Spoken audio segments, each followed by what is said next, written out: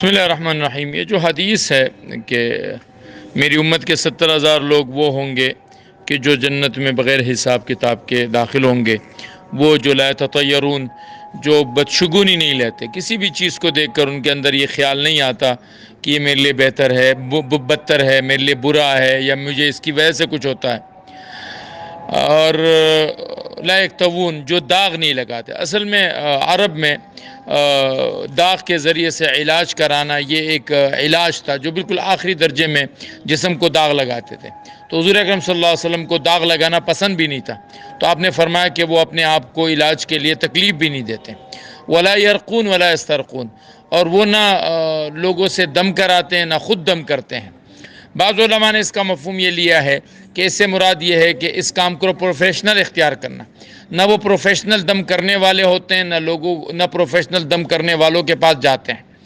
اگر ہوتا ہے تو خود ہی آپس میں اپنا دم کرتے ہیں، لوگوں کے پاس جا کر اس کو روزی کا ذریعہ، اس کو اپنے لیے مال کا ذریعہ نہیں بناتے۔ اور بعض لوگوں نے فرمایا کہ نہیں، مراد یہ ہے کہ اعلیٰ درجے کا توکل یہ ہے کہ انسان اسباب جو جائز بھی ہوں ان جائز اسباب کو اختیار نہ کرے، بلکہ جو بھی حال آئے اس حال کو اللہ کی طرف متوجہ کریں کہ وَإِذَا مَرِضْتُ فَهُوَ يَشْفِينِ، کہ مرض بھی اللہ نے دیا ہے تو شفا بھی اللہ کی طرف سے آئے گی۔ لہٰذا اللہ کے نبی نے جو علاج اختیار کیا وہ جواز والا ہے۔ اگر ایک آدمی صبر کرتا ہے، جیسے کوئی کالی عورت اللہ کے نبی کی خدمت میں حاضر ہوئی کہ یا رسول اللہ مجھ پر جو ہے وہ مرگی کا دورہ آتا ہے، تو حضور نے فرمایا میں تیرے لیے دعا کروں یا تو جنت تیرے لیے ہوگی؟ اس نے کہا یا رسول اللہ بس میں جنت چاہتی ہوں، لیکن آپ دعا کریں کہ جب مجھ پر دورہ آئے تو میرا جسم نہ کھلے۔ تو اللہ کے نبی نے اس کے لیے دعا کی۔ ایک اور صحابی آئے، اس نے کہا جی میری آنکھیں چلی گئی، اللہ کے نبی نے ان کو صبر کا کہا۔